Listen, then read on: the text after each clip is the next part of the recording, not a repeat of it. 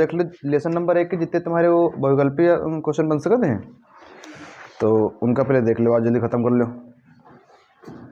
देखो तुम्हारा क्वेश्चन ये लिखा है कि Fe2O3 + 2Al arrow Al2O3 + 2Fe। तो तुमसे पूछा गया है कि ये कौन सी अपक्रिया है, ये कौन सी अपक्रिया है। तो पूछा गया है, ऑप्शन तुम्हारे दिए गए संयोजन अपक्रिया, द्विविस्थापन अपक्रिया, वियोजन अपक्रिया, विस्थापन अपक्रिया। कौन सी है ये विस्थापन अपक्रिया है। काहे विस्थापन है, यहाँ पर 2Al है भी है, ठीक। क्योंकि यहाँ पर हुआ क्या है कि ये देखो जो Al है ये O3 के अपनी तरफ ले लिया है ना, जो Al है ये O3 को क्या कर लेना है, अपनी तरफ आकर्षित कर लिया है, ठीक। और Fe तुम्हारा अलग है, तो केवल एक चीज यहाँ से यहाँ पर आई है, तो अगर केवल एक चीज यहाँ से वहाँ जी है तो क्या हो जी है, विस्थापन अपक्रिया हो जी। अगर कुछ जो है Fe के पास भी आया होता तो कौन सी अपक्रिया होती, तो द्विविस्थापन अपक्रिया होती। कौन सी होती, द्विविस्थापन अपक्रिया। तो कौन सी अपक्रिया होती, द्विविस्थापन अपक्रिया होती, ठीक। अगला क्वेश्चन देखो लिखा है, अगला क्वेश्चन है भैया कि 2FeCl3 + 2H2O + Y arrow 2FeCl2 + H2SO4 और + 2HCl। तुमका यहाँ पर ये बताना कि जो ये तुम्हारा Y है, Y यहाँ पर कौन चीज़ है। ऑप्शन तुम्हारे दिए गए हैं, सल्फर है और H2S है, और फिर तुम्हारा दिया गया SO2 है, और फिर दिया गया है क्लोरीन है, ये है, ठीक। तो यहाँ पर तुम्हारा क्या हो जी भैया, SO2 जी सल्फर डाइऑक्साइड हो जी है। वो कैसे हुई है, क्योंकि बैलेंस कर लो रिएक्शन। देखो 2 Fe तुम्हारे पास इधर है, 2 Fe तुम्हारे पास इधर है, ठीक है। और क्लोरीन कितने में, 3 दूनी 6 क्लोरीन है। तो देखो 2 दूनी 4 क्लोरीन ये है, और 2 क्लोरीन ये, 4 2 6 क्लोरीन है, ठीक है। हाइड्रोजन कहे हैं 4, हाइड्रोजन कितने भैया 4, 2 हाइड्रोजन यहाँ पर है, 2 हाइड्रोजन यहाँ पर है, ठीक, 4 हैं। ऑक्सीजन कितने हैं, 2, ऑक्सीजन कितने हैं, इधर ऑक्सीजन कितने हैं 4, मतलब 2 ऑक्सीजन कम है, मतलब 2 ऑक्सीजन कम है, तो 2 ऑक्सीजन तुम्हारे कम होगी पहली बात, ठीक। और तुम्हारा एक जो सल्फर इधर है वो इधर कहीं पर नए है, तो मतलब एक पूरा तुम्हारा सल्फर कम है। तो Y के स्थान पर कौन सी चीज है, ये है SO2, मतलब सल्फर डाइऑक्साइड गैस, ठीक। ये ध्यान रखो,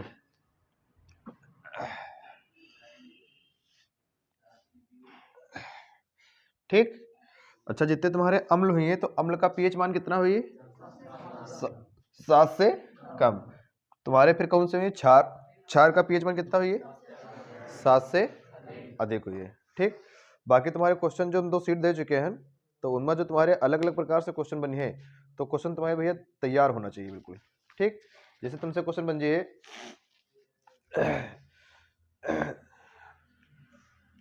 कि अभिकारक एवं उत्पाद में क्या अंतर है। ये क्वेश्चन, ये अभिकारक एवं उत्पाद में क्या अंतर है, ठीक। ये अभिकारक क्या होता है या फिर उत्पाद क्या होता है, तो ये क्वेश्चन, ठीक है। और अब क्रिया तो इनकी हम करवा चुके हैं, लेसन 1 की जितनी रहा है सब टोटल करवा चुके हैं ना, ठीक। तुमसे क्वेश्चन पूछा जाओगे कि उष्माक्षेपी और उष्माशोषी अपक्रिया का क्या अर्थ है, तो ये करवा दिया ना, दोनों की एक एक रिएक्शन याद रही है, ठीक। रेडॉक्स अपक्रिया, रेडॉक्स अपक्रिया किसे कहते हैं, ये भी हो जी, ठीक है। एक क्वेश्चन तुमका दिया रहा है कि रासायनिक समीकरण देते हुए सल्फर डाइऑक्साइड का अपचायक गुण लिखिए, दिया रहा है, ठीक। तो ये कह रहा है कि रासायनिक समीकरण कह रहा है यहाँ पर कि सल्फर डाइऑक्साइड जो है जल की उपस्थिति में हाइड्रोजन से क्रिया करके अम्लों का निर्माण करती है, ठीक। तो तुम्हारी रिएक्शन ये आ रहा है SO2 + 2H2O + Cl2 arrow 2HCl + H2SO4, ये रिएक्शन आ रहा है, ठीक। आगे तुमसे अगर क्वेश्चन पूछा जाए कि रासायनिक अपक्रिया किसे कहते हैं, कितने प्रकार की होती है, प्रत्येक के उदाहरण देकर समझाइए। तो रासायनिक अपक्रिया किसे कहते हैं, बताओ।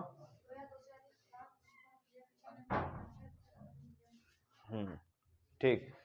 और ये कितने प्रकार की होती है, ये कितने प्रकार की होती है, मुख्य रूप से 4 प्रकार की होती है, ठीक।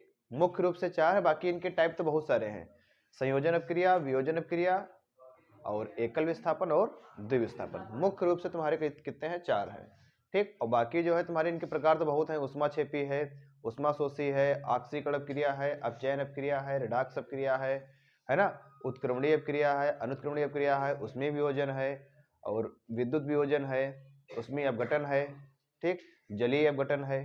तो ये तो इनके समझ लो अलग अलग प्रकार हैं, लेकिन इनका जो है कहीं ना कहीं देखियो तो तुमका जो है जो अपक्रिया मुख्य रूप से 4 पढ़ चुके हो, वही चीज यहाँ पर तुम्हारी हुई है, बाकी और कुछ नहीं हुई है। या तो संयोजन हुई, या तो वियोजन हुई, या फिर अपघटन हुई, या तो विस्थापन हुई है, या फिर द्विविस्थापन हुई है, ठीक। तो अपक्रिया तुम्हारी शायद ध्यान नहीं है, ठीक। संचारण और विकृत घनता याद रही है, संचारण और विकृत। चलो आगे देखो भैया, लिखा है क्षारीय विलयन में फिनाप्थेलिन सूचक का रंग कैसा होता है। क्षारीय विलयन में फिनाप्थेलिन सूचक का रंग कैसा होता है, कौन सा हुई है? क्षारीय विलयन में फिनाप्थेलिन रंग का सूचक कैसा होता है? लाल हुई है, लाल। हाँ, कहीं कहीं पर तुमका गुलाबी लिखा मिली है और कहीं कहीं पर तुमका लाल, ठीक। वो लगभग कलर एक ही जैसा लगभग होते, तो इसलिए लाल या गुलाबी में यहाँ संदेह रहता है, ठीक है। आगे तुम्हारा क्वेश्चन एक लिखा है कि CaOH का होल ट्वाइस, CaOH का होल ट्वाइस, और फिर लिखा है KOH, फिर लिखा है MgOH का होल ट्वाइस, MgOH का होल ट्वाइस, और फिर लिखा है NH4OH। तुमसे पूछा गया कि निम्न में से कौन प्रबल क्षार है, कौन प्रबल क्षार है, ठीक। तो ये तुम्हारा कौन सा हो जाए क्षार, ये प्रबल क्षार हो जाए, ठीक, ये तुम्हारा प्रबल क्षार हो जाए। अब बाकी तुम्हारे क्या हो जाए, ये दुर्बल क्षार हो जाए, ठीक। अगर एक तो प्रबल क्षार याद करें, तुमका 3 दुर्बल क्षार मिल गए यहाँ पर से, ठीक। तो रिवीजन का मतलब तरीका यही होना चाहिए इसे, कि एक के साथ दो दो चीज का फायदा हो। आगे देखो लिखा है कि HCl, फिर HCl, फिर लिखा है HNO3, और फिर लिखा है H2SO4, ये लिखा है। तो तुमसे पूछ रहे हैं कि कौन इनमें से जो है दुर्बल अम्ल है। कौन? HCl, केवल यहाँ पर HCl तुम्हारा दुर्बल अम्ल है, HCl, केवल HCl तुम्हारा क्या है, ये दुर्बल अम्ल है। बाकी तुम्हारे तीनों तुम्हारे कैसे हैं, ये प्रबल अम्ल है। सबके नाम पता है, ये तुम्हारा क्या है, कैल्शियम हाइड्रोक्साइड है, बुझा हुआ चूना है, और ये क्या है, पोटेशियम हाइड्रोक्साइड है, ठीक। और इसे जो है KOH का क्या बोलते हैं, कास्टिक पोटास भी बोलते हैं, क्या बोलते हैं, कास्टिक पोटास। और ये तुम्हारा क्या है, मैग्नीशियम हाइड्रोक्साइड है, मैग्नीशियम हाइड्रोक्साइड। तुमसे कहें कि यहाँ पर मैग्नीशियम की संयोजकता बताओ तो कितनी हुई जी है, 2 हुई जी है, ठीक। मैग्नीशियम की संयोजकता कितनी हुई है, 2। यहाँ पर क्या है, ये अमोनियम हाइड्रोक्साइड। यहाँ पर तुम्हारा क्या है, ये नाइट्रिक अम्ल है, क्या है, ये नाइट्रिक अम्ल है। और ये तुम्हारा क्या है, सल्फ्यूरिक अम्ल है, ठीक। इनका एक तुम्हारा नाम होते है गंधक का तेजाब, क्या नाम है जी, गंधक का तेजाब। ये दरवाजा बंद कर दो संजू, ये वाला गंधक का तेजाब। और ये तुम्हारा कौन सा है, ये हाइड्रोक्लोरिक अम्ल है, कौन सा अम्ल है, हाइड्रोक्लोरिक। इनका पीएच मान कितना हुई है, इनका पीएच मान हुई है 0, इनका पीएच मान हुई है 0, ठीक। तो यहाँ तक कोई समस्या तो नहीं, ठीक। आगे देखो लिखा है कि एसिटिक अम्ल एक दुर्बल अम्ल है, क्योंकि काहे है, क्योंकि एसिटिक अम्ल जो है इसमें जो है आयरन की मात्रा कम होती है, ठीक। एसिटिक अम्ल एक दुर्बल अम्ल है क्योंकि इसमें आयरन की मात्रा कम होती है। आगे देखो लिखा है कि H2S विलयन का पीएच मान कितना होता है, H2S विलयन का पीएच मान कितना होता है, 7 से कम, 7 से कम हो जाए, ठीक। एक क्वेश्चन तुम्हारा है कि कोई विलयन लाल लिटमस को नीला कर देता है, कोई विलयन है एक, वो लाल लिटमस को नीला कर देता है, ठीक। अगर लाल को नीला कर रहा है तो पहली बात बताओ अम्ल हुई है कि क्षार, लाल को नीला कर रहा है तो ये क्षार हुई है, ठीक। और अम्ल का काम क्या होता है, लाल करना, ठीक। देखो जैसे ये अम्ल लिखा है, अम्ल, तो अम्ल के लास्ट तुम्हारा क्या निकल रहा है, लाल निकल रहा है, तो इनका काम क्या है, लाल करना। और लाल किनका करिए, नीले के लाल करिए। तो अम्ल का काम है कि अम्ल नीले लिटमस पेपर को लाल कर देते हैं, ठीक। लेकिन यहाँ पर क्या है, उल्टा है। तुमसे पूछा गया है कि कोई विलयन लाल लिटमस को नीला कर देता है, तो पहली बात तो वो क्षार है, ठीक। अगर वो क्षार है तो उसका पीएच मान कितना होगा, 7 से अधिक। मैं ऑप्शन दिए, बताओ ऑप्शन कौन सा है ये? 1 है, 4 है, 5 है, 10 है। कौन सा है ये? 10 हो जी। ठीक, लिखा है कि 1 बिलियन का पीएच मान 5 है और यह बिलियन है अम्लीय है कि क्षारीय? अम्लीय हुई जी। ठीक, एक तुम्हारा क्वेश्चन पूछा गया है कि शुद्ध आशुद्ध जल का पीएच मान कितना होता है? कितना होता है? 7 होता है। ठीक, और तुमसे पूछा जाए उदासीन जल का पीएच मान कितना होता है? कितना हो जी? 7 हो जी। ठीक, एक क्वेश्चन लिखा है कि 10 की पावर -6 HCl 10 की पावर -6 HCl विलयन का पीएच मान ज्ञात करना है। 10 की पावर -6। ठीक, अगर तुम्हारा ये क्वेश्चन ऑप्शनल है, ऑप्शनल, तो ध्यान रखो कि जो तुम्हारा घात में लिखा है वही तुम्हारा आंसर हुई है। लेकिन कब आंसर हुई है? अगर अम्ल है तो, अगर अम्ल है तो जो घात में लिखा है वही आंसर, और अगर क्षार है तो 14 में से घटा दो तब आंसर हो जाए। ठीक, तो यहाँ पर HCl तुम्हारा अम्ल है। ठीक, अम्ल है ना, तो कितना आंसर हो जाए? 6 हो जाए। कितना हो जाए? 6। ठीक, कौन?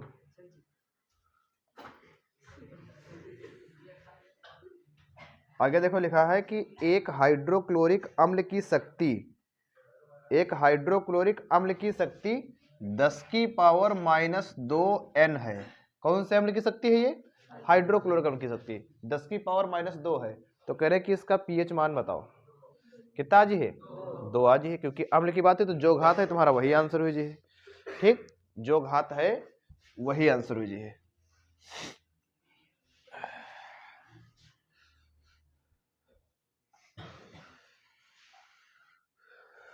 जो घात है वही आंसर हो जाए। आगे देखो, तुम्हारा क्वेश्चन लिखा है कि एक हाइड्रोक्लोरिक 1 विलयन में हाइड्रोजन आयन का सांद्रण 1 × 10 की पावर -7 है। 1 × 10 की पावर -7 मोल प्रति लीटर है। मोल प्रति लीटर है। तो कह रहे हैं कि इस विलयन का पीएच मान ज्ञात करो। कितना आज है? 7 आज है। ठीक, कौन सा अम्ल है?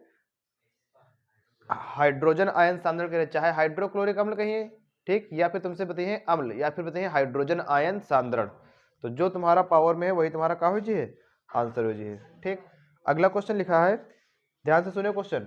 लिखा है कि 1 बिलियन में हाइड्रोक्साइड आयन का सांद्रण, काय का सांद्रण? हाइड्रोक्साइड का सांद्रण कितना दिया है? 1 × 10 की पावर -12। अब यहाँ पर हाइड्रोक्साइड है मतलब क्षार है, तो यहाँ पर तुम्हारा पीएच मान कितना ही है? 2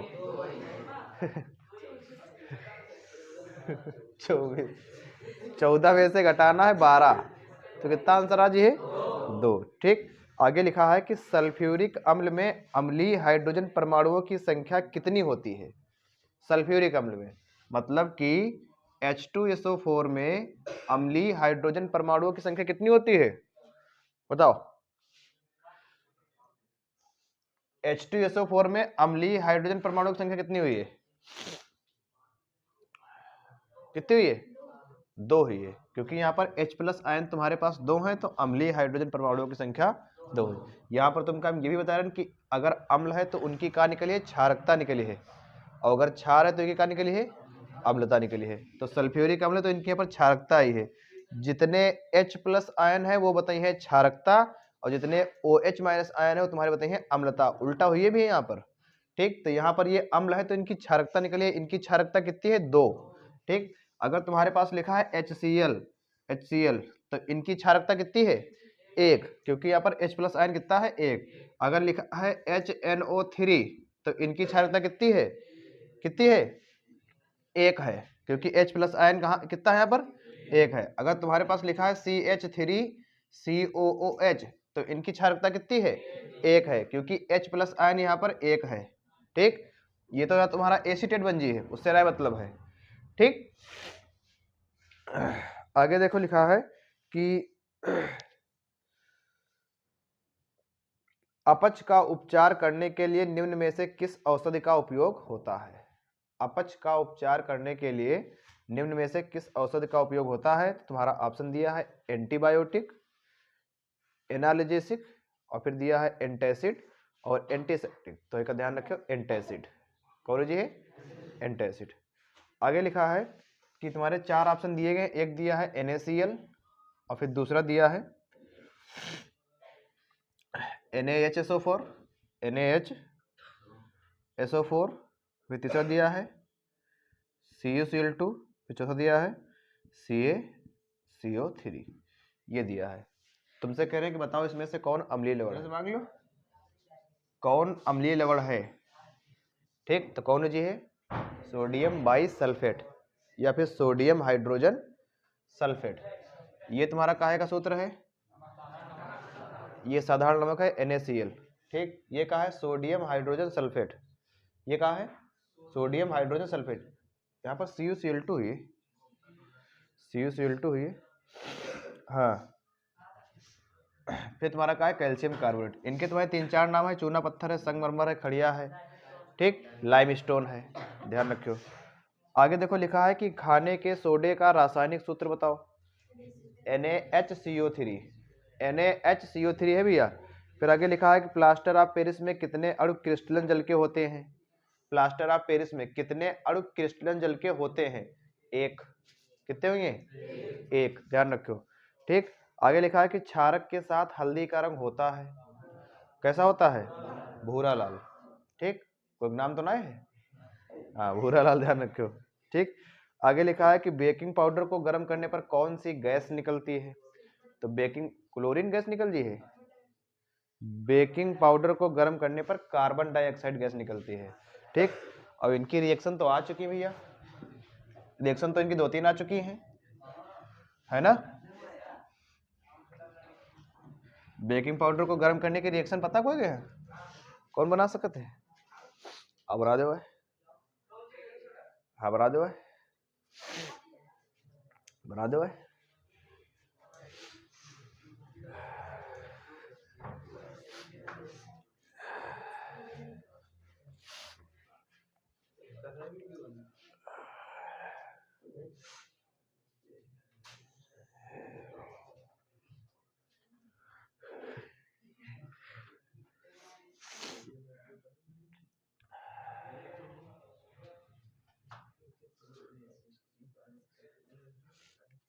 और कोई दिक्कत नहीं है?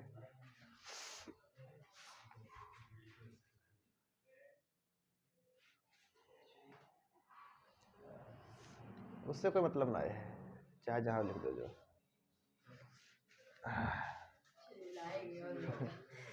ये सही है। यहाँ पर देखो, तुम बना तो दिए लेकिन तुम जो है का संतुलित नहीं कर पाए हो, तो संतुलित भी करना हो ये। ठीक, तो यहाँ पर 2 और लिए जाइए, प्लस यहाँ पर दिखाओ तो कि गर्म हो रही। ठीक, गर्म करने पर कार्बन डाइऑक्साइड गैस मिली है, ये तो वही तो करना है। चलो तक काटक पर हमका कट कर पर होता हमका। चलो आगे देखो, सल्फर डाइऑक्साइड का जलीय विलयन कैसा होता है? सल्फर सल्फर डाइऑक्साइड का जलीय विलयन कैसा होता है? क्या चीज? सल्फर डाइऑक्साइड का जलीय विलयन कैसा होता है? अम्लीय होता है। कैसा होता है? देखो लिखा है, एक विलयन का पीएच मान 3 है, विलयन कैसा है? पीएच मान 3 है तो विलयन कैसा? अम्लीय है। ठीक, क्वेश्चन तुम्हारा पूछा गया है कि शुद्ध जल का पीएच मान कितना होता है? 7 होता है। ठीक, अम्लीय वर्षा के जल का संभावित पीएच मान कितना होता है? 5.2। ठीक, ठीक, तुम्हारी किताब में लिखे हैं, अपने आप इनका बनाना ना है, किताब में लिखे हैं तो वही बताना है, अपने आप ना बताना। 7 से अधिक और 20 से अधिक कुछ नहीं बताना है। ठीक, बाकी पीएच से संबंधित न्यूमेरिकल तुमका करवा दिया रहे, पीएच से संबंधित न्यूमेरिकल। ठीक है, रिएक्शन भी इनकी सब करवा दिया रहे, है ना। ठीक, अच्छा, सोडियम कार्बोनेट के कोई अगर 2 उपयोग लिखना है तो लिख ले हो। सोडियम सोडियम कार्बोनेट के कोई 2 उपयोग लिख ले हो, बताओ।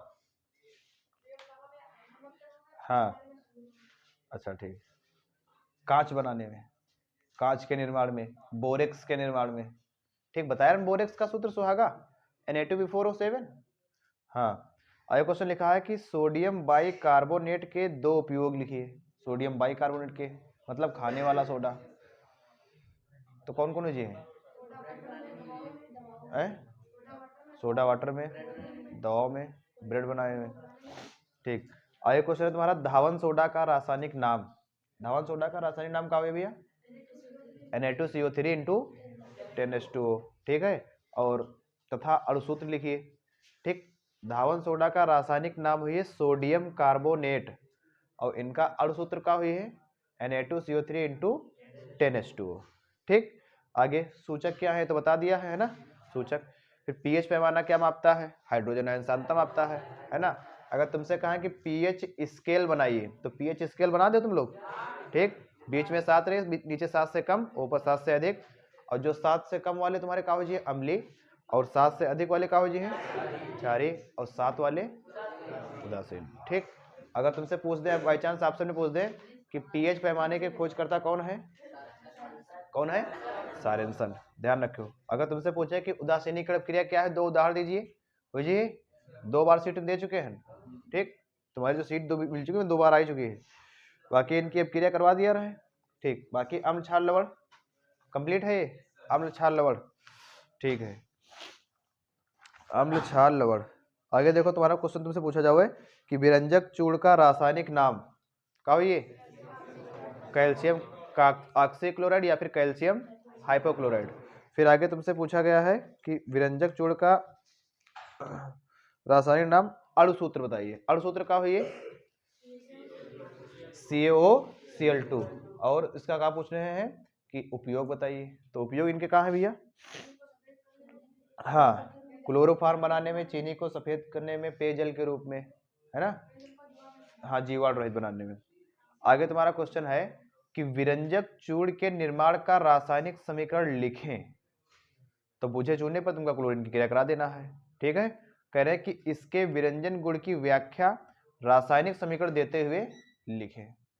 ठीक, रासायनिक समीकरण आगे लिखा है कि ब्लीचिंग पाउडर का रासायनिक नाम, ब्लीचिंग पाउडर का रासायनिक नाम, बनाने की विधि एवं एक रासायनिक गुण लिखिए। बुझिए। ठीक, क्वेश्चन मतलब तुमसे बताया कि अलग अलग टाइप से पूछे जी हैं। तुमसे क्वेश्चन पूछा जी है कि विरंजक चूर्ण के 4 रासायनिक गुण लिखिए, करवा दिया है ये भी हुई, अपने नोट्स में देख लियो, आराम से मिल जाए सारे क्वेश्चन। फिर क्वेश्चन तुमसे पूछा गया है कि क्या होता है जब शुष्क चूने पर क्लोरीन गैस प्रवाहित होती है? क्या होता है जब शुष्क चूने पर क्लोरीन गैस प्रवाहित होती है? हुई जी।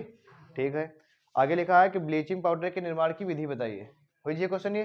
ठीक, मतलब ये सब तुम्हारे अलग अलग क्वेश्चन के टाइप हैं, ऐसे पूछे जी घुमाए के।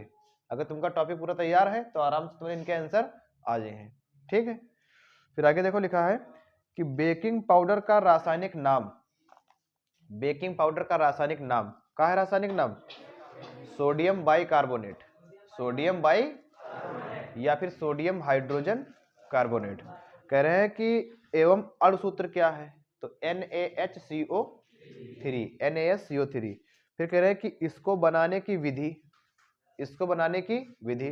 ठीक, धावन सोडा से बना दो या फिर कास्टिक सोडा से बना दो, दोनों से तुम्हारे बन जी है। एवं 2 भौतिक गुण, भौतिक गुण भी हो जी हैं और रासायनिक गुण भी हो जी हैं। ठीक, उपयोग ये तैयार रखे अपना।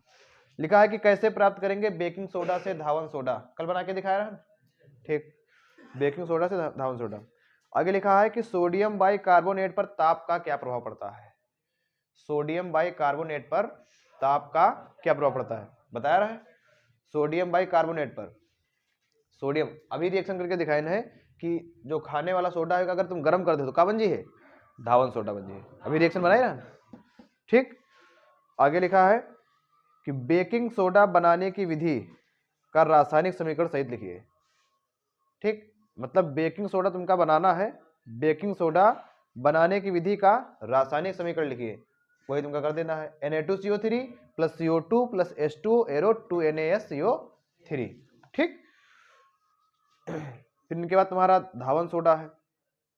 कौन है? धावन सोडा। धावन सोडा है इन्हें जो है इनके नाम कौन कौन से हैं? धावन सोडा है, वॉशिंग सोडा है, ठीक, सोडा एस है, कपड़ा धोने का सोडा है। सूत्र का हो जी है Na2CO3। कैसे बनाया जी है? बेकिंग सोडा को गर्म करके, ध्यान रखो। ठीक, आगे तुम्हारा क्वेश्चन पूछा गया है कि प्लास्टर ऑफ पेरिस किसे कहते हैं। प्लास्टर ऑफ पेरिस किसे कहते हैं और इसको बनाने की विधि, गुड़ का उपयोग बताइए। हो ये क्वेश्चन, ये ठीक करवाया डिटेल में। फिर आगे प्लास्टर ऑफ पेरिस पर ताप का क्या प्रभाव पड़ता है। प्लास्टर ऑफ पेरिस पर ताप का क्या प्रभाव पड़ता है। ठीक, अगर प्लास्टर ऑफ पेरिस पर जो है मतलब प्लास्टर ऑफ पेरिस का गर्म कर दिया जाए तो क्या हो जी है, क्या हो जी है? जल। और फिर लिखा है कि जिप्सम से प्लास्टर ऑफ पेरिस कैसे बनाएंगे। जिप्सम से प्लास्टर ऑफ पेरिस, जिप्सम को कितने पर गर्म करी हो, 120 से क्या बन जी है, प्लास्टर ऑफ पेरिस बन जी है। फिर आगे लिखा है कि प्लास्टर ऑफ पेरिस बनाने की एक विधि एवं एक का उपयोग रासायनिक समीकरण देते हुए लिखिए। तो प्लास्टर ऑफ पेरिस की एक विधि तुमका बनाना है, ठीक, और तुमका जो है एक उपयोग लिख देना है, एक दो उपयोग, बस तुम्हारा कंप्लीट हो जाए। और एक दो तुमका रासायनिक समीकरण दे देना है। रासायनिक समीकरण तुम्हारी कौन कौन सी हो जी है, रासायनिक समीकरण कौन सी जी है। पहली समीकरण तुम्हारी ये हो जी कि तेज अगर गर्म कर दे हो तो तुम्हारा जल बन जाए प्लस जिप्सम बन जाए, ठीक। और दूसरी तुम्हारी कौन सी हुई, निर्जलीकरण हुई है। कौन सी हुई है, निर्जलीकरण, ठीक। तो ये भैया ध्यान रखो, 2 सीट तुमको हम दे चुके हैं, तो यहाँ तक जो है अपना पूरा कंप्लीट तैयार रखो। आगे तुम्हारा क्वेश्चन है कि एंटीमनी है, एंटीमनी धातु है कि अधातु है कि उपधातु है कि मिश्र धातु है। कौन है, उपधातु है भैया, ठीक, उपधातु। आगे तुम्हारा क्वेश्चन है कि आघात वर्धनीयता प्रदर्शित करता है। कौन प्रदर्शित करता है, सल्फर, आयोडीन, फास्फोरस, तांबा। बताओ, सल्फर, सल्फर, आयोडीन, फास्फोरस, तांबा, कौन करिए, तांबा। क्योंकि जितनी तुम्हारी धातुएं हैं, ठीक, जितनी तुम्हारी धातुएं हैं तो वही तुम्हारी आघात वर्धनीयता प्रदर्शित करी है। और बाकी अगर धातुएं नहीं, अधातुएं हैं तो वो जो है आघात वर्धनीयता प्रदर्शित नहीं करेंगी, ठीक। तो सल्फर, आयोडीन, फास्फोरस ये सब तुम्हारी तीनों अधातु हैं। कहाँ है, तीनों अधातु हैं। और बाकी तांबा तुम्हारा कहाँ है, धातु है। तो ये तुम्हारा आघात वर्धनीयता का गुण प्रदर्शित करिए, ठीक है। आगे देखो लिखा है, कौन सी धातु ठंडे जल के साथ अपक्रिया कर लेती है। या तो सोडियम या फिर कैल्शियम, या तो सोडियम या फिर कैल्शियम। ऑप्शन तुम्हारे में दिए गए हैं, कॉपर है, मैग्नीशियम है, आयरन है, और फिर दिया है सोडियम या कैल्शियम। तो कौन हो जी, सोडियम या कैल्शियम। आगे लिखा है कि कौन सी धातु ठंडे जल से अपक्रिया करके हाइड्रोजन गैस देती है। ठंडे जल से तो कौन देती है, Ag है सिल्वर, Na है सोडियम, Al है एल्यूमिनियम, और Cu है कॉपर। सोडियम हो जी, ठीक, सोडियम हो जी भैया। आगे लिखा है कि निम्न में से कौन सी धातु अम्ल से हाइड्रोजन विस्थापित नहीं करती है। अम्ल से हाइड्रोजन विस्थापित नहीं करती। एक ऑप्शन तुम्हारा Fe है, दूसरा Zn है, तीसरा Cu है, चौथा Mg है। बताओ कौन विस्थापित नहीं करेगी, कौन नहीं करेगी, Mg नहीं करेगी। Mg नहीं करेगी कि Cu नहीं करेगी, कहाँ पढ़ लियो भैया, Cu नहीं करेगी। देखो ये Fe है और Zn है और मैग्नीशियम, ये विद्युत रासायनिक श्रेणी में हाइड्रोजन से ऊपर है, इसलिए ज्यादा सक्रिय है, और ये तीनों जो है हाइड्रोजन विस्थापित कर दे हैं। लेकिन कॉपर जो है हाइड्रोजन से नीचे है तो विस्थापित नहीं कर पाएगी, ठीक। आगे लिखा है, निम्न में से कौन सी धातु अम्ल में से हाइड्रोजन विस्थापित कर देगी। ऑप्शन तुम्हारे हैं मैग्नीशियम, फिर तुम्हारा है Pt, फिर तुम्हारा है Cu, और फिर तुम्हारा है Hg, ठीक, Hg। अब तुमका बताना कि इनमें से जो है कौन विस्थापित कर देगी। कौन कर दे, मैग्नीशियम कर दे, ठीक। क्योंकि यहाँ पर तुम्हारे पास 3 ऑप्शन ऐसे है कि वो 3 कर देती है, एक नहीं कर पाती है, और यहाँ पर 3 जो है नहीं कर पाती है, एक कर देती है। तो मैग्नीशियम तुम्हारा मिल रहा तो वही तुम्हारा आंसर हुई जी, ठीक है। आगे लिखा है कि जस्ता धातु, जस्ता, जस्ता मतलब Zn, जिंक, जस्ता धातु हाइड्रोक्लोरिक अम्ल से क्रिया करके कौन सी गैस निष्कासित करती है? तो कौन सी गैस निष्कासित करती है? कौन सी गैस? जस्ता गैस हाइड्रोक्लोरिक अम्ल से क्रिया करके तो कौन सी गैस निष्कासित करती है?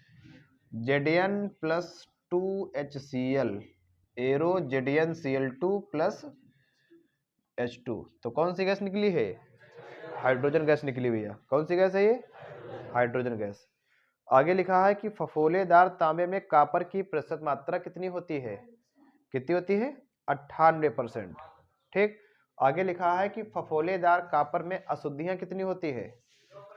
अगर 98% शुद्ध कॉपर है तो फिर 2% अशुद्धियां हो जी हैं। ठीक है। फिर आगे लिखा है कि मैट में, ये क्वेश्चन इंपॉर्टेंट है, मैट में मुख्यतः प्रयुक्त होता है, मैट में मुख्यतः प्रयुक्त होता है। तो कौन कौन प्रयुक्त होता है? Cu2S और FeS। ठीक, Cu2S और FeS। ठीक है। क्या नाम है इनका? Copper sulphide, ferrous sulphide. ठीक, ध्यान रखियो। आगे लिखा है कि ताम्र ग्लांस का रासायनिक सूत्र है, ताम्र ग्लांस, तो Cu2S, इनका जो है ताम्र ग्लांस भी बोलते हैं। ठीक है। फिर आगे लिखा है कॉपर पायराइट को वायु में गर्म करके सल्फर को दूर करने की क्रिया को क्या कहते हैं? भर्जन है, निस्तापन है, प्रगलन है, क्या हो जी? लिखा है कि कॉपर पायराइट को वायु में गर्म करके सल्फर को दूर करने की प्रक्रिया क्या कहलाती है? भर्जन कहलाती है। ठीक। परावर्तनी भट्ठी में किसका उपयोग होता है?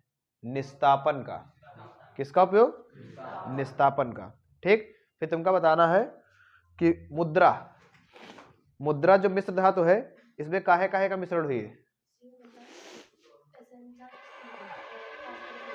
हाँ, Cu95 Sn 4% और फास्फोरस 1% हुई है। ठीक। आगे तुमका बताना है कि पीतल क्या है? धातु है कि अधातु है कि मिश्र धातु है कि उपधातु है? पीतल तुम्हारा जो है मिश्र धातु है और ये कॉपर और जिंक का मिश्रण होती है। कॉपर और जिंक का, कॉपर कितना है? 70% और जिंक कितनी है? 30%। ठीक है। आगे लिखा है कि जर्मन सिल्वर में कौन सी धातु नहीं होती है? तुम्हारे ऑप्शन दिए गए हैं Cu, Zn, Ag, Ni। बताओ कौन सी धातु नहीं होती है? कौन सी नहीं होती है? निकिल नहीं होती, सिल्वर नहीं होती भैया, सिल्वर। आगे लिखा है कि कांसे की प्रतिमाएं बनी होती है, कांसे की प्रतिमाएं बनी होती है, काहे की बनी होती है? कॉपर और टिन की। कांसे की प्रतिमाएं काहे की बनी हुई है? कॉपर और टिन की। ठीक। आगे लिखा है कि अमलगम क्या होते हैं? अमलगम विस्मांगी मिश्रण। ठीक। कैसे मिश्रण हुई है? विस्मांगी मिश्रण। फिर आगे तुमसे क्वेश्चन पूछा गया है कि लेड नाइट्रेट का सूत्र बताओ। PbNO3 का होल ट्वाइस यूज है। ठीक, PbNO3 का होल ट्वाइस यूज है। ठीक। आज सीट तो दिया ना, बाकी तुमका जो सीट तुम्हारे पास हम कल दे देंगे। ठीक। तो मैं सीट में जो है तुम्हारे 3 नंबर और 4 नंबर लेसन पूरे कंप्लीट हो जाए। ठीक। तो सीट से अपने पूरे कंप्लीट रखो और उसके बाद में है जो है बायो की तुमका सीट मिल जी है, अपनी वहां से जो है अच्छे से बायो तैयार कर लियो। ठीक है भैया।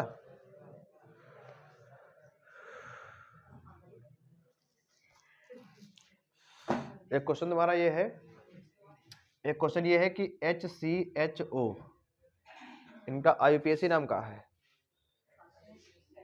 IUPAC नाम, ये साधारण नाम है फॉर्मेल्डिहाइड, फॉर्मेल्डिहाइड साधारण नाम है। इनका IUPAC नाम का अल्कोहल ना होते, पहली बात अगर होते हुई तो एल्कोहल होते, अल्कोहल ना होते हैं। ठीक। इनका IUPAC नाम है मेथेनल। का नाम है? मेथेनल। क्योंकि तुम्हारा एक काहे का सूत्र है? ये एल्डिहाइड समूह का है सूत्र, ये एल्डिहाइड। ठीक। तो जो एल्डिहाइड इनके लास्ट में का निकली है? अल निकली है।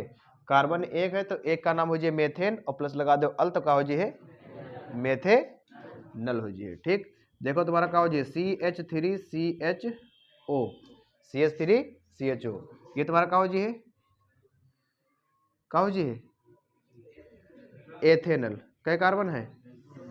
2 कार्बन है, का हो जाए एथेनल। संजीव एमसीबी उठाए होगा, गिरा दो यार, गिरा दो।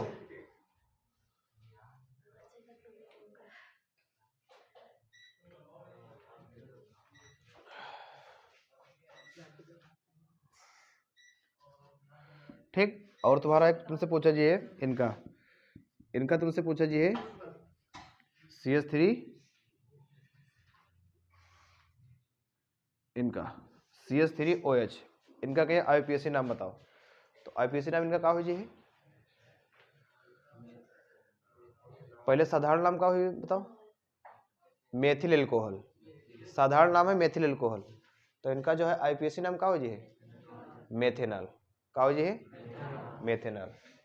फिर आगे देखो CH3CH2OH, इनका नाम का हो जाए एथेनॉल, का हो जाए CH3CH2OH एथेनॉल।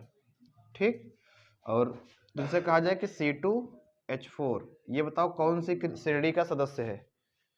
C2H4 ये तुम्हारा एल्कीन श्रेणी का सदस्य है, क्योंकि एल्कीन का जो है समान सूत्र का होते हैं CnH2n, मतलब कि जितने तुम्हारे पास कार्बन है हाइड्रोजन उससे दोगुने हुए हैं। तो कार्बन तुम्हारे पास 2 है तो हाइड्रोजन कितने बजे हैं? 4 बजे हैं। ठीक, हाइड्रोजन कितने बजे हैं? 4। C3H8, ये तुम्हारा कौन है? ये कौन श्रेणी का सदस्य है? ये एल्केन का है। ठीक, इनके सबके नाम तुमको बदल बदल के नाम बताना है। लिखे हैं किताब लिखा दिए, सूत्र बता दिए, तो वहीं से तैयार कर लो, ज्यादा सही रही है। ठीक, क्योंकि रोज रोज बदली हो तो पता नहीं पेपर में तुम कौन वाला नाम लिखे हो, तो उससे अच्छा कि जो कॉपी में लिखा है वही वाला तैयार कर लो, कोई समस्या ना हुई। ठीक, शाम का जो है संडे के लिए तैयार रहो समाज विज्ञान। ठीक, पूरा कंप्लीट टेस्ट है का टाइमिंग हुई कि 8:15 रही है, 8:15 से 11:15। ठीक, और जितने लोग टेस्ट दे हैं तो फिर उनके जो है बायो की सीट मिली है, अन्यथा जो है सीट को एक ना मिली है।